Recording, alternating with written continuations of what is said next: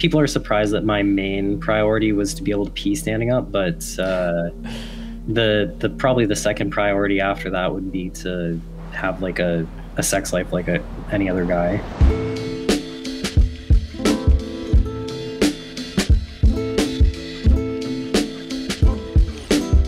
Welcome back to Other People's Lives. I'm Joe Santagato. I'm Greg Dybec. For anyone out there that wants to be a guest on our show, don't hesitate to reach out to us. You can reach us at our website, oplshow.com, or just send us an email directly at oplpodcast@gmail.com. Yeah, and before we get into it, we want to make sure that you guys, the listeners, the viewers, get a promo code for the game that Joe and I created. It's called Pay the Price. If you haven't heard about it, it's a trivia party game. We worked on this for well over a year. We wrote every single card. It's a lot of fun to bring back game night with friends and family. So if you want to check that out and learn more, head over to paythepricegame.com and use the code OPL at checkout for 15% off. So today we're going to be speaking with a post-phalloplasty transgender man, and we're excited to offer him this platform because he reached out to us wanting to talk about a few things. One being the surgery itself, which is essentially having a penis made, for lack of a better term. It's a surgery that a lot of us know about, but likely we don't know of the actual details around how it's done and what it's like for the person getting it. And he also wants to speak about his general preference to typically not have anyone know that he's trans. And I think there's a lot to discuss here, a lot of ongoing debates and conversations right now about whether or not a trans person should disclose if they're trans in certain situations. So we're excited to hear from him, offer him our platform, and talk about his personal journey. So we've got our guests on the line, and thanks for being on today. Hey, thanks for having me on. It's good to talk to both of you guys. Yeah, no, excited to jump into this. And you mentioned in the email, so you were assigned female at birth. You began to transition around the age of 18, I believe. But can you just kind of walk us through just your journey a bit of, how it started and where you are now? Yeah, so socially began transitioning around like anywhere from like 16, 17. And then that's basically just like telling people this is what's going on, like slowly. And then medically transitioned, like using testosterone around the age of 19. But even 10 years ago, it doesn't sound like that long ago, but it was pretty hard to get access. It was kind of just as they were starting to do like informed consent models here in Canada. So I actually started self-medicating, and it wasn't until 6 months after that I gained like an actual prescription. And it wasn't because I didn't want to go through the proper channels. It was just that we only had one clinic you could go through. So it was like a 3-year wait just to be seen. Oh, wow. And then eventually had surgery. I think my first one was at 23, which was the chest surgery. And then when I was 27, the hysterectomy, taking all of that stuff out. And that's kind of like a preparatory surgery for the phalloplasty that you were talking about, which I had the first stage of last year at the age of 28, and my second stage just this past summer. Okay, so you said, obviously, you said that at 18 or 16, 17, 18, you said you started socially telling people like, this is how I want to identify. And then you said physically you started testosterone. Like, at what point did you sort of make the decision, around, you're saying like around 18, 19 when you started testosterone, did you know at that moment that you wanted to get all of these surgeries, or was it still kind of like something new? I knew like around the time I was 18 that I knew for sure I wanted the top surgery and the hysterectomy. I wanted the phalloplasty, but there was a lot of misinformation. There's still, like, even to this day, is a lot of misinformation, which is one of the reasons why I was willing to like come on and talk about it. Is just because I find even within the trans community or with trans men, like a lot of them don't understand how the surgery works, or they think that it's like a non-functional, organ when it's perfectly like, or they think that it looks a certain way when it doesn't, because there's not like a lot of information out there. So I had some of that misinformation myself, which is why it took me, so many years to end up getting the surgery myself. Plus there's a lot of like legal and physical hoops you kind of have to jump through, or like it's getting easier now, but especially back then, you had to go through a lot more hoops to do certain things. But yeah, I definitely knew I wanted the surgeries and everything. It was one of those things of I was trying to put it off because I didn't know if I would have like a support system behind me, if that makes any sense. Yeah, of course. And what sort of misinformation did you have at the time that you know now was misinformation? Some of it's misinformation, and then some of it is based on how good of a provider you have in terms of like a surgeon. So here in Canada, there's only one place that does it, and they don't have a urologist, and like you would kind of want someone that specializes in that if you're going to like reroute the whole way that you pee and everything. So, I originally was under the assumption that you could only get the operation funded in Canada as a Canadian, when there are options. And I did in fact go to the US for mine, and it was funded by my province. So that was one of the things I didn't know about. And then also, sometimes the way that it looks, like people will, like there's 3 stages of the surgery minimum. And people will show like a picture of the surgery, the first stage out, when it's not even finished and it's like a few days fresh. And like any surgery, like when it's fresh, it doesn't look great. Even like top surgery, like it can look pretty gnarly at times. So people will share photos like that and act as though that's the finished product. And then people kind of comment on the appearance of that and think that that's what it looks like. Or, if you have to have additional surgeries, they don't understand that it's going to look different and function different as time goes on. Yeah, so it's a process. So I guess before we get into some of the details, around the surgery, like how it's done and honestly what that's like for you going through that, you mentioned that I guess one of the reasons that you were apprehensive was just support and not knowing if you'd have a support system. So when you finally decided to go through with the bottom surgery, was that because you did have support? Like, did you tell your family and friends, or did you not find support and just kind of said, I'm doing this anyway? I would have done it either way, but I did end up having a bit more support with family. Like initially my family wasn't on board and was like very against it. Like some of my family members wanted me to do conversion therapy when I first let them know and everything, but they've completely done a 180 at this point. So they're super supportive of everything now, but obviously that was a process that I had to kind of wait for them to kind of see that it was the right decision for me, which, isn't the easiest thing, but it's better that they, change their opinion on it versus not changing it at all. Yeah, absolutely. That's really good to hear, because we've had a conversation with someone whose family put them through conversion therapy. And it's, I don't know how often when we speak to people in those type of situations, there's a good positive outcome or a family coming around. We've spoken to a lot of people who, have had to cut ties with their family. So that's really good to hear that they were able to, shift their mindset in that way. Yeah, I did originally cut ties with them for a period of time, like originally, at least with some of them, and then some of them cut ties with me. And then it was one of those things of like, I think part of it is being an only child. My parents kind of were like, well, it's either we, have a relationship with our kid or we don't at all. So, and then eventually they saw that I was, like they lived with me as a teenager, saw that I was like depressed and like dealing with something, but they saw that I was happier. So I think that kind of, changed their view on things, along Nice. with like everything else. And can you talk about the actual surgery for people who don't know? I mean, we're talking about how there's misinformation and, a lot of people just aren't educated on what the surgery actually is. So can you just give us a brief, summary of what the surgery is?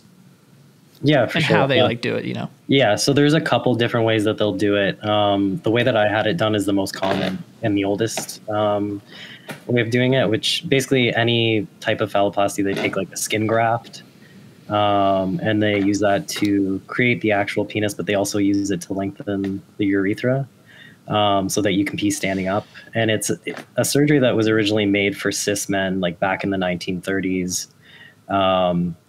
For like, if they had lost their penis in the war, or like if they had some type of cancer or something. Like it's been used in cis men for, you know, or if they have certain birth defects, it's sometimes used. But it ended up the first time it was used for trans man was sometime like around like 1935. Not 100% sure. You can fact check it, but it was around then. But it basically, they took a skin graft off my arm. I had to get hair removal on part of that because it was being used to lengthen my urethra so I could pee standing up. They do what's called a vaginectomy, which is basically just like closing up that whole area, making it as though that never existed. They transfer nerves and arteries and a vein from your arm into your new penis because you need to have blood flow. Oh, wow. Yeah, because it's going to be like a living tissue, so you need blood flow to it. And like the nerves are actually so you can have sensation. That's one of the biggest myths, is that you don't have any sensation in it, that it's basically just like a dead limb. But they actually take nerves from your arm, I think up to 2 or 3, and they connect that to the nerve that's attached to like your natal genitalia, and they kind of like hook that up. So then as long as your nerve hookup goes well, that sensation like ends up running throughout the rest of your penis, the same way that it would have like, it's basically, and they bury what you would call the clit. Like some people might be like triggered by that, but like they bury that within your penis if you choose to do that. And that also helps with the sensation. But mostly it's the nerve transfer that really helps with that. There's like a lot of microsurgery involved. So yeah, I was going to say, this seems insanely advanced, time consuming. I'm blown away by this, by the way. Yeah, I can't believe the first time this happened was 1935. Like, like how, you know, I don't think they had the nerve hookups necessarily so much. Like and they used to do abdominal phalloplasty only. So like I had what's called RFF, or radial forearm flap. So it's the one that ends up with the most sensation, just because they can take more nerves out of that graft space. Yeah. Mm-hmm. But the other options are you can take it from your thigh, or you can take it from your abdomen, which is the way that they used to do it in the 1930s. So I don't think back then they were doing the nerve part, but they were doing the whole like, you know, urethral lengthening, closure of certain things and all that. I just think the sensation part is more so like, that's been around since probably around the 70s or 80s. Not 100% sure, but that's a bit newer. And that was important in your decision, it seems, to make sure that you got the most out of it, I guess you could say. Yeah, I didn't want to, you know, obviously like people are surprised that my main priority was to be able to pee standing up, but the probably the second priority after that would be to have like a sex life like any other guy. Feel it like I wouldn't want to trade that off, really. Why do you think, you know, it was important, like the top priority was to just pee standing up for you? Just because like obviously sex is a big part of your life, but it's not like an everyday, like if you think about how many times you pee during a day, it just got to the point where like it was something that bothered me. Like I think some people, like when you've interviewed them before, they've used the term like dysphoria or whatever before, where like just makes you like uncomfortable, like having to sit to pee and stuff like that. And then I also like felt super uncomfortable working, especially with people that don't know that I'm trans, having to always find a bathroom that, you know, and like worrying about if they're going to notice that I'm not using the urinal all the time, or like that I'm always going into the stall, like kind of overthinking situations like that. Or even just like road trips. Like my parents have forgotten at times that I'm trans, and like my dad's been like, oh, just like go at the side of the road. And I'm like, I can't. So like, like things like that, where it's like, I just wanted to be able to function in everyday life without having to think about it all the time. That's so interesting, because that is, in terms of just, you know, adopting a lifestyle, I guess you could say, as a man, that is such a big part, you know. And yeah, you don't really think about that, but that's one of those small things. That's so interesting. I mean, I have to ask too, like post surgery and everything, do you remember the first time that you peed standing up?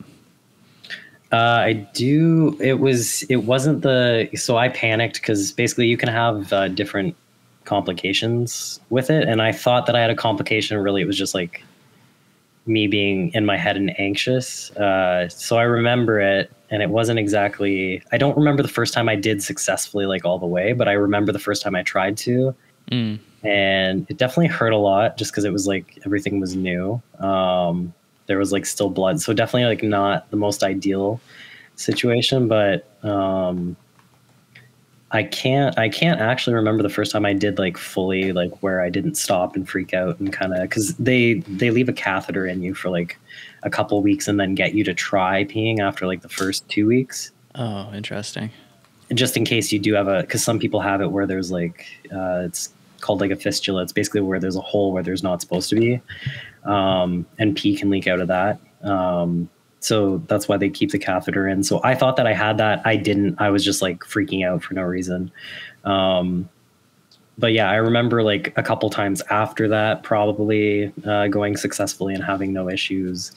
But that whole time was kind of a blur just because I was on so many medications after the surgery. But that's fair. But now it's obviously, now it's just like any other, like I can remember the last time I peed, but it's just like average, like every day, you know? Right. I was going to ask, how long has it been just like super normal, like since the final surgery? Probably after like, I think the 3-week period. I was lucky that I didn't have any ongoing complications, just because it does have like a 50% complication rate. Oh, wow. Yeah, it's pretty high up there just because of the amount of stuff that you're working with and dealing with. There's 2 different graft sites because the graft that they take your actual penis from you, they have to cover that with a skin graft as well. So they take, what they did was they took a piece of my thigh to cover my arm. But yeah, so it was like probably around after the 3-week mark, that I didn't have any issues whatsoever with like peeing. So it's been a while. It's been like over 1.5 years now. Nice. That's cool. That's just super normal now.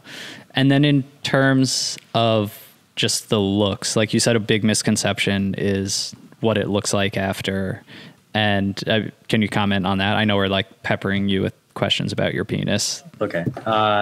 Yeah. So one of the, like when you first come, because like there's different stages. So like I'm post stage 2. So like when I first had like my first stage, you come out and like you have a penis, but it kind of looks like sort of like it's uncircumcised. Obviously it doesn't have that extra layer of skin, but there's no like definition of the head. So like people will see that, especially when it's swollen and like freshly post-op, and they kind of think it looks like a little bit sausagey and like less like an average cis male penis. Right. When you go into stage 2, some people are able to do it in stage 1, but it depends on like how much body fat you have. I was pretty low in body fat, so I couldn't do it stage 1.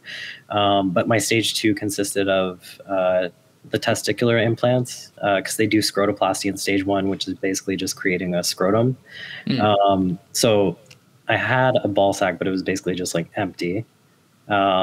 So you go from that to now after stage 2, like I have a defined like head around like the glands around my dick. So it looks like I've been circumcised. And then, because there's not really a way to create like an uncircumcised look unless you get medical tattooing, which for me anyways, like my parents would have had me circumcised. So like, and I just, for my own aesthetics, you know, preferred that look.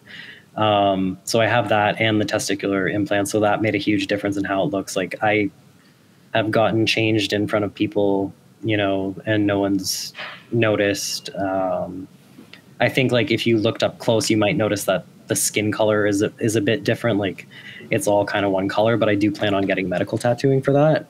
But from a distance and like in pictures and stuff, it's definitely not really that distinguishable. Wow. From like a cis penis, other than the fact that it's like kind of all one color. But I was going to ask if there is any difference between a cis penis and a phalloplasty penis. Yeah, there definitely is. Obviously it's one that's, you know, made surgically, so like there's going to be differences no matter like how realistic, like it's a real penis, but it's one that's come about, like you're not born with it, so it's going to have its differences.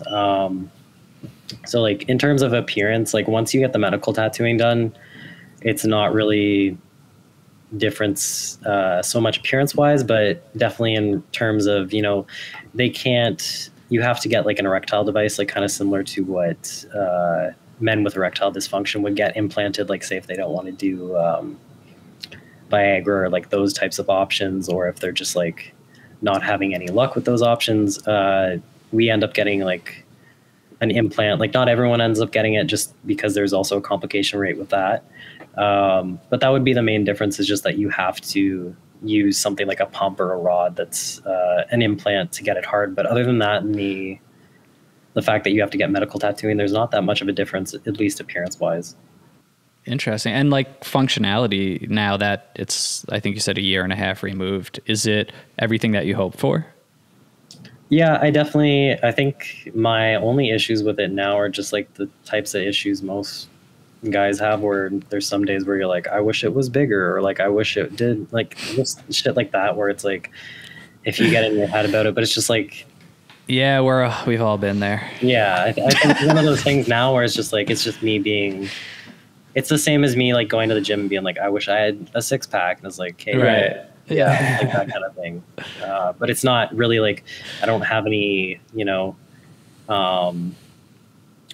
huge like there's no regrets or anything like that.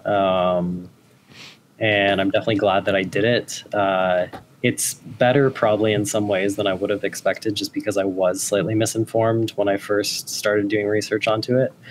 But yeah, it's one of those things of like, people sometimes expect too much from surgery, and like they expect it to solve everything in their life, when it's like, obviously if you have insecurities from like your life before, you'd still have to work through that anyways. Like the surgery isn't going to fully get rid of that.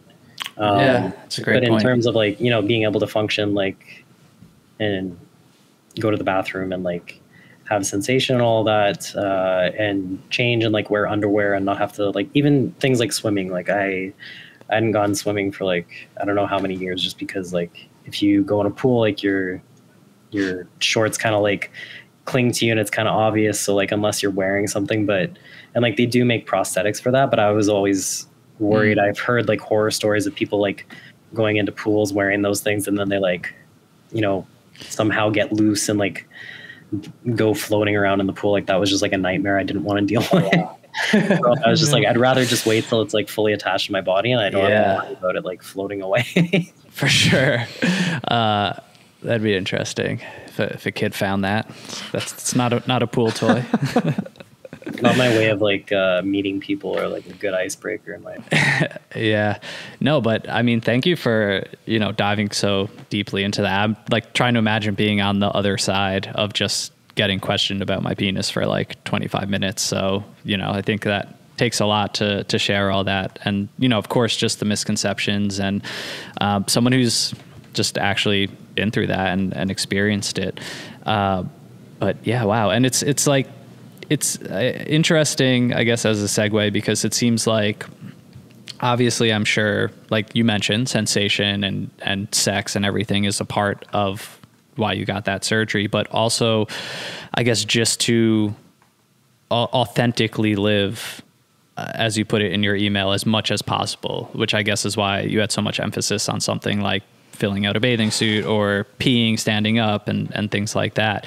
So, you did mention in the email that part of your experience, and I guess a difference between some other trans people, is that desire that you have to just keep it as authentic as possible without people knowing that you are trans. And can you just go into that a little bit more? Because I think it is important to point out too, that you mentioned in the email, it's not that you're ashamed of being trans, but it's just that desire to, like, I guess, live as a man as authentically as possible without people knowing. Yeah, like obviously, I'm not under the assumption that like no one is ever going to know, because obviously like I'm on a podcast like talking about it. I've in the past like before I used to not post anything about it on social media. I did have instances where like I've dated people and they've kind of like outed me to other people, or if I've had friends that necessarily have like done that, who knew me before. So it's one of those things of like, once you're at a certain age, it's kind of harder to control who has that information. And it got to a certain point, especially when I was having lower surgery, where I was like, I felt a little more comfortable talking about it, because for me, like the thing that people always used to ask was like, well, do you have a dick? Do you have a dick? So like it felt a bit more comfortable to, you know, at least if I got that question nowadays, I can be like, well, yeah, I fucking have one. Like, what are you going to say about it? Like, Right. But it was also one of those things of like taking back that, you know, when people out me without like my consent, like I'm able to take that back into my own and like make it my own thing if I'm the one disclosing it. But in terms of like situations like work and stuff like that, or like if I'm, you know, not every new friend that I meet, I'm going to tell. And it's not like you said in my email, I made a point of saying like, it's not because I'm ashamed. It's more so because I've noticed a difference, even almost more so with queer, like other queer people or like trans people, where they'll treat you differently. And it's not always a negative thing. Sometimes it's a positive way where they kind of like give you the benefit of the doubt because you're quote unquote one of them. But it's just like, I just wanted to be like interacted with the same as if I were a cis guy. Like I wouldn't want someone to be nicer to me or more mean to me or whatever, like whether it's positive or negative. I wouldn't want them to act differently just because of the fact that I'm trans. Right. And I've had instances where people find out and I notice right away they treat me differently, like whether it's, you know, thinking that I'm going to be sensitive about certain topics and like kind of like censoring themselves in certain ways. Like I have a pretty dark, like warped sense of humor. So like I tend to like joke about my situation quite a lot. And I was always worried about like certain friends of mine not really getting that and kind of trying to like tiptoe around certain issues. So that was one of the main things, was like I noticed that people would either like be afraid to joke about certain things or try to like be overly accommodating or like in certain ways, like my mom is kind of like that, but obviously she has to know because she's my mom and she like was there through the whole thing. But like she'll do things like, oh, like I didn't order you this thing in pink. And like I would notice that people would do certain things like that where they'd assume that I was completely uncomfortable with like a color just because of my situation. It's like, no, like I'm not like that insecure in my masculinity that I can't have like a pink t-shirt or something, you know, like Right. I just don't like that, like kind of like over analyzation of my gender just because I'm trans. I don't know if that makes sense, but it does, because it's sort of then a label is way more tied to your identity. And that's obviously that's not your end goal. Your end goal is to be yourself, essentially. Yeah. Like, it's more so like when people do certain things where I'm like, you wouldn't say or do that with like a cis guy. Those kind of things bother me. Like, even if it's something positive where like, you know, there's, a lot of people that feel more comfortable talking about certain issues with trans men as compared to cis men that they know. And it's one of those things of like, I just want you to treat me like the same as like if you didn't know, or like, so I tend to just like not disclose in instances where I'm not sure that the person is going to treat me differently or not.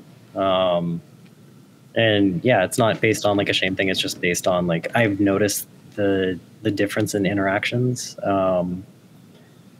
from certain types of people. And it's just trying to avoid that kind of instance. And it definitely gets me in some odd situations because, you know, I've had people at work that think that they're friends with me, and then talk about like transphobic shit because they assume, you know, that I am not, which can get a bit interesting. But, you know, in some ways it's validating, but obviously it's not nice to hear what people secretly think of me, like not knowing that it's me. But it just goes to show you that people really don't know what they're talking about sometimes, because they'll think that they're best friends with someone and then have no idea that they're kind of insulting them right to their face. Yeah. And, you know, I'm interested also in, you know, when you have relationships with people romantically, is this something that you would prefer not to disclose, or do you know, make sure somewhere along the line that you tell them like, hey, by the way, I am trans? So I definitely make sure beforehand, like even if I was like, because I haven't had medical tattooing and I haven't had the erectile implant, so it is something I would still have to talk about. But even if I was post all of that stuff, I would still want to disclose that, because as much as like I want to be like, it's different when like my thing is like I tell people if it's relevant to them. So like if you're interacting with my junk, I feel like it's relevant for you to know like that it didn't always start out that way. That's just my personal opinion. I know some people who don't agree with that. For me, it just doesn't feel right to like, I want that person to be able to fully consent to being with me. And I don't think it's transphobic if someone doesn't want to sleep with me because of that. There's plenty of valid reasons, like, you know, if people want to have biological kids, if that's like a huge priority for them, or if they just, you know, need to be with a cisgender man for whatever reason, like I'm not going to fault someone at it or guilt them or call them transphobic because of that. That's just like, you know, they can't help it. As long as they're respectful about it, like I'll understand it. But yeah, that's something that I do make sure to disclose, like even before I would kiss someone. Like I'm not the type to I like people to get to know me a bit first, just so they see that I'm not like, I don't want them to find out I'm trans first and then kind of like make up whatever ideas they have about that. So usually I'll do like a couple dates first and then tell them, but I don't do anything physical until they know, just so they can like fully consent. Yeah. And how have interactions been with that? Have they been positive for the most part, or any that didn't turn out so well? Yeah, mostly positive. I've had some confusion with where people think that I mean that I'm transitioning into a woman, and I have to clarify that no, it's been like a couple years, like it's the opposite. It's just that I've already gone through it, that kind of thing.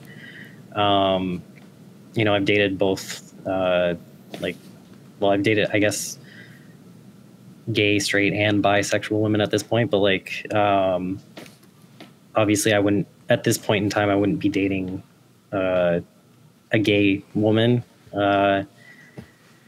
Right. I just don't think that would work. Like even early on, I wasn't really big into it. It's just that you know, when I first started, I was pre everything, so it was kind of hard to date either straight or bi women that would, you know, understand that.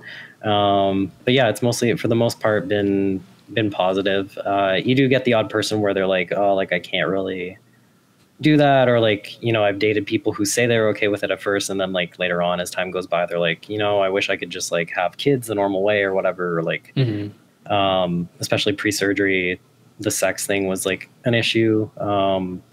But for the most part, like my experience has been a lot more positive than negative, I would say.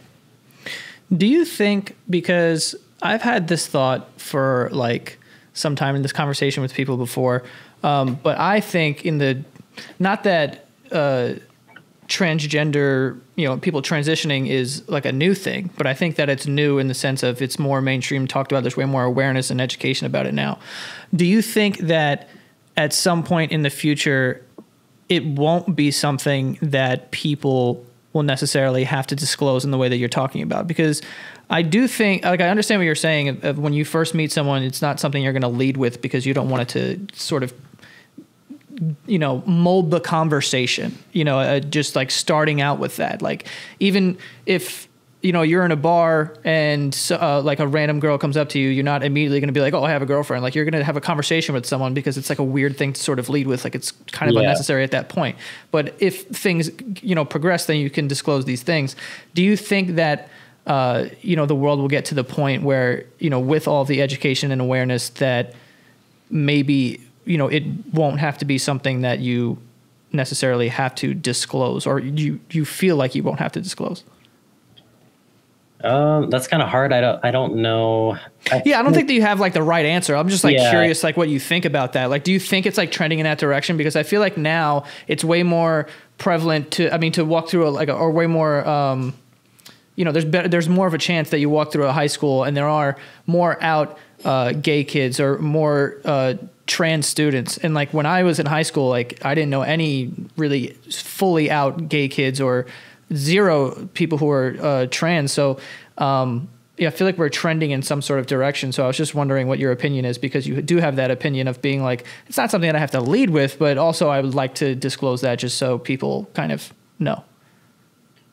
I personally think it's something that's always going to be something that you would kind of have to disclose, just because I think the assumption, like as much as it's become more popular, like more covered in certain ways, like part of that is just, you know, social media and the way that it works. And, you know, a lot of times younger kids experiment with like whether it's sexuality or gender, and they're not all necessarily going to turn out to be trans people that are going to fully transition, medically speaking or legally speaking. And not all kids that, you know, experiment with sexuality end up being gay or bisexual even. So it's one of those things of like, it's good that it's becoming more talked about and socially acceptable.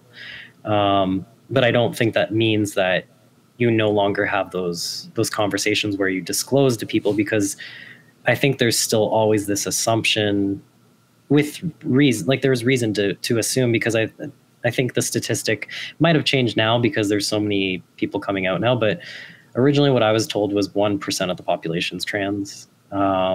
So you would obviously assume most people you meet are not trans. So I feel like because of that, you kind of have to disclose, just because, you know, if I meet someone, you know, maybe 10 years from now, it might be different. But like if I were to meet someone on the street, I'm assuming that they would think I'm a cis man. So like it'd be kind of awkward to, you know, have to tell them later on, like even if it's not physically apparent, like, you know, if you visit my family, like they have pictures of me as a kid where I clearly am dressed in female clothes. So like it'd be kind of an awkward thing to not really you know, talk to someone about. I don't know, like it's one of those things where I feel like it would always be something you talk about, but maybe it's just more so like it'll be less of a conversation and kind of more, which I've noticed myself even, like because I went to high school probably not too far along from you guys, and like it was the same for me where I was the only person in like a quote unquote same sex relationship. Like I was the only out person at that high school, and there were no out trans kids at that school. So nowadays that's seen as like more of a normal thing, or like people are more likely to come into contact with it. And I've noticed with like younger people that I work with, it's something that they're aware of, versus before working with people, a lot of times they had no idea what that was or what it meant. So I think the conversation might be more normalized, but I don't see it not being a conversation anymore.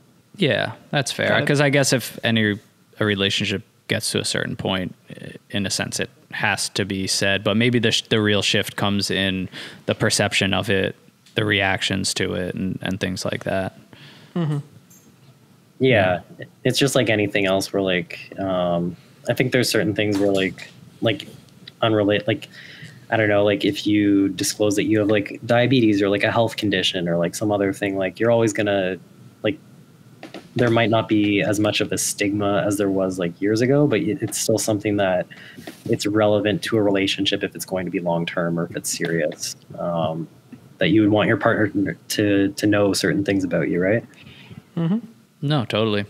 But yeah, so is there, anything that you didn't cover that you would want to say, while you're here, while you have the audience, while you possibly have, anyone listening who is transitioning themselves, going through anything similar, thinking about surgery, just kind of any words for them? I definitely think like making sure you have a good support system is definitely key. Doing a lot of research. There's a lot more resources nowadays that people like. You still kind of have to dig for some information, but like back in the day, I had to like read through like those like PubMed type articles and like go on some like weird like Yahoo groups to find information. Whereas like nowadays it's like there's Facebook groups for it, there's Reddit groups. So just making sure people do their information and like fully understand like the complexity of the surgery. And then also, I think my main advice, if anyone was like considering undergoing any type of like lower surgery, is to make sure that you have a good surgical team. Make sure that they have a background in like that specialty and have been doing it long enough. Like talk to patients of theirs if you're able to get in touch with them. Whenever I meet someone that is like looking to get the surgery, like I do tend to give them like advice, like whether it's which surgeons that I know have like a better complication rate or like have better outcomes in terms of like lower complication rates, and just, you know, kind of trying to steer them in the right direction so they hopefully get a surgery that, you know, helps them feel better about themselves, but also like has less physical complications. So yeah, just like doing a lot of research into the team that you end up going to, I think would be the best advice I would give. Awesome. Yeah.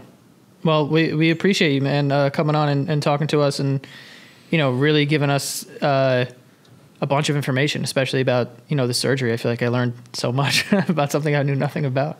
Yeah, I feel like there's a lot of information just in general that it's like you could go on for like hours about different aspects of it, but definitely with the surgery, there's a lot of information so I can see how it's like overwhelming, not even just for like people who aren't having it, but like even other trans people, like, and that's how some of the misinformation spreads, is like it gets exhausting trying to like I researched it probably for 10 years before I ended up getting it. Wow. So I had a long time versus like someone who's just interested in it trying to dive into that in one night. It's not necessarily going to go that quickly. So I can understand how it's a bit overwhelming to try to process all that information.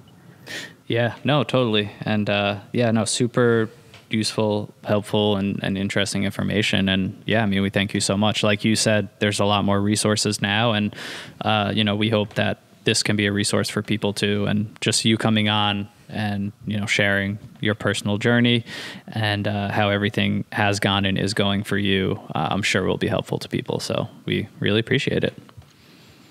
Yeah, thanks for having me on and talking to me. Sorry if I rambled a bit too much.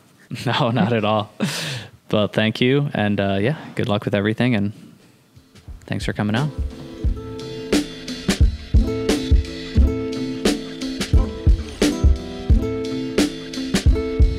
Today's podcast is sponsored by BetterHelp Online Therapy. I've said it before, I'll say it again. I go to therapy. I love therapy. It's helped me so much to navigate my career, my marriage, and huge upcoming life events and changes, like the fact that I'm about to be a dad soon. And BetterHelp is online therapy that offers video, phone, and even live chat sessions with a therapist. So you never have to see anyone on camera if you don't want to. It's much more affordable than in-person therapy, and you'll get matched with a therapist in under 48 hours. So you can pretty much get started right away. Give it a try. See why over 2 million people have used BetterHelp Online Therapy. And this podcast is sponsored by BetterHelp, and Other People's Lives listeners can get 10% off their first month at betterhelp.com/OPL. That's BetterHelp, spelled BETTERHELP. betterhelp.com/OPL.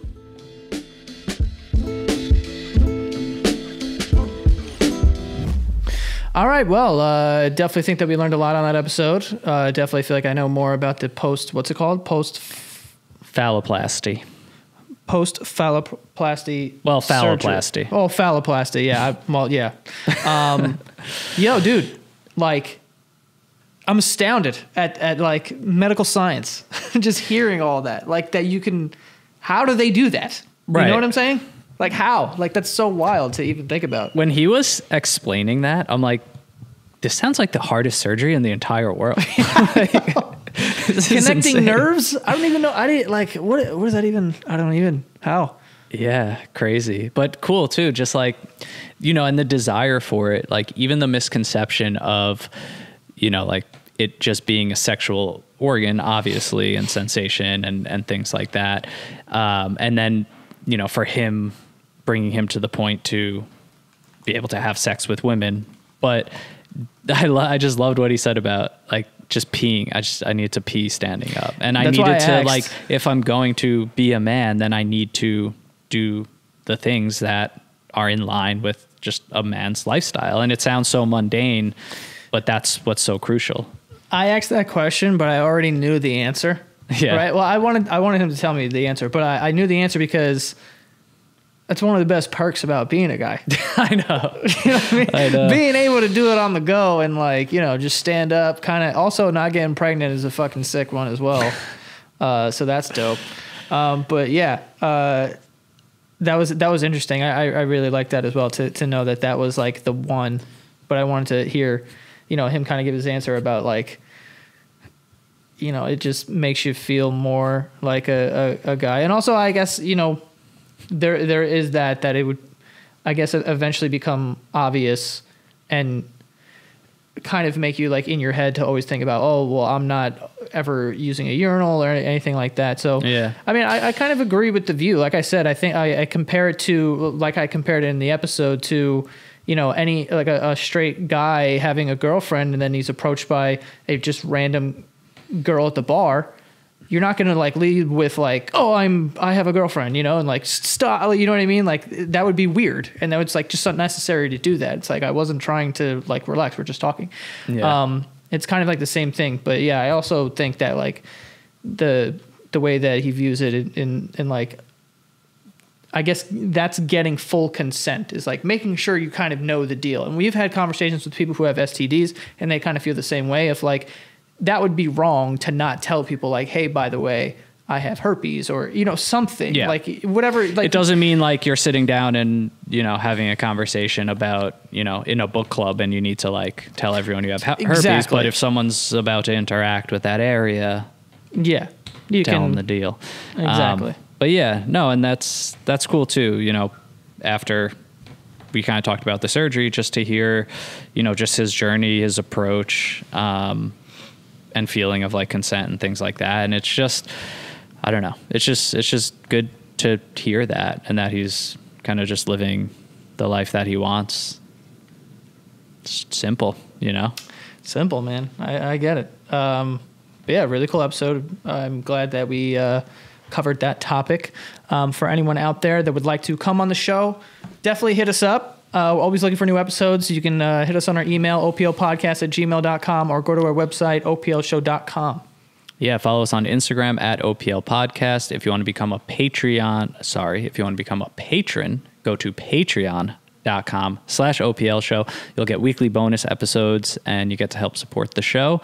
And don't forget, if you want to pick up a copy of Pay the Price, use the code OPL at checkout at paythepricegame.com for 15% off. That is all. We'll see you next time.